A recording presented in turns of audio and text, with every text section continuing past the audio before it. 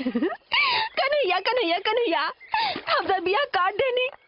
अब हमके तोहरा से मिलने में केहू ना रुक सकेला। हमने के एक हो जाए जा। अरे का भाई राधा, तू जना लेके से हमर बियाह कटलू है ना, हम ओकरे से प्यार करी ले। का?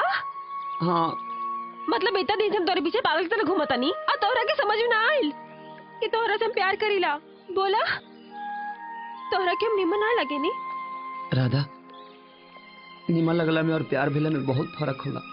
और हम लड़की से बहुत प्यार करी ले। अगर हमके ना मिली ना तो हम सांच कहते नहीं हम मर जाए। तो हमसे कहा चाहता ना? हम ये चाहता नहीं कि जे तेरे बियाह कटलू है ना, वही तरह हमारे बियाह भी करा दो लड़की से। कन्हैया, शायद एकलव्य के भी इतना कठिन परीक्षा से ना गुजरे के पड़ल हुए जितना कठिन परीक्षा से तू हमरा के गुजारत आना।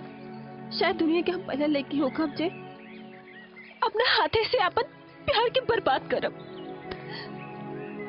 ठीक बा कन्हैया, ठीक बा, तोहरा के बियाह करे बनाओ लड़की से। हाँ हाँ, हम तोहरा ला उनसे बात करब। ठीक बा? ठीक बा। शुक्रिया राधा, शुक्रिया, थैंक यू। तू अपन ख्याल रखिए राधा। हाँ हाँ, फिर मिला भाव। हाँ।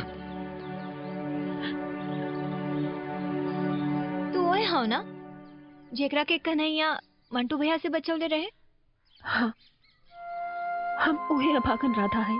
जौन इंसान तोहरा के अपना जान पर खेल के बचौले रहे, ओकरा चरित्र पर आरोप लगावे से तोहरा शर्म ना आइल? हम एक तरफा प्यार में पगला गइल रहनी है, लेकिन आज हमरा के समझ में आइल कि जबरदस्ती ना कोनो प्यार के चीज। अरे कन्हैया तो हीरा बाड़े, हीरा।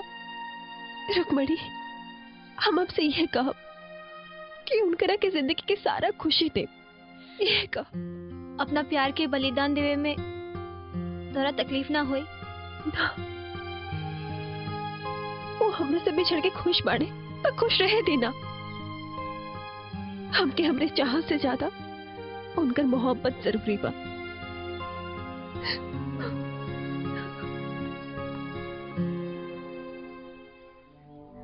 अब का हुई बाबूजी? तू चिंता मत करा बेटा, हम आजे लोहा जी के घर जाके ई बिया फाइनल करके आवतानी।